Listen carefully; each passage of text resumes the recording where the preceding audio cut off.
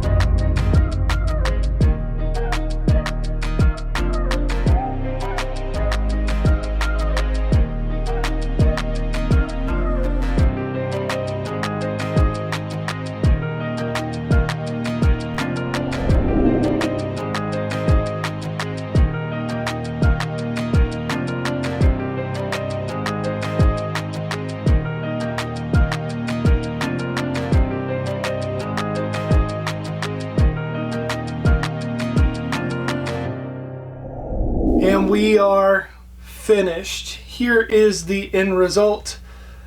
Overall, extremely pleased with the way it turned out, especially the ends here. I used some gold, red, and blue metallic wax paints to give it the effect that it's metal that's been overheated. While this may not be 100% accurate by any means to a weapon actually in Fallout, there are definitely modifications to a bat that you can do to make yours similar or unique. So please add saw blades or barbed wire or spikes or nails or whatever you want to it to make it look gnarly and insanely devastating. Yeah. Maybe you will make one of these and impress your friends with your crazy bat making skills, so much so that they don't want to mess with you. Especially not post-apocalyptic. Right? Maybe you'll get some. Yay! And inevitably they're going to ask you, how'd you make that? You can give them one of these. Tell them, much props. I'm just going to move this light out of the way here. Let's fire up these rocket engines here and call it like Babe Ruth here. To the fences!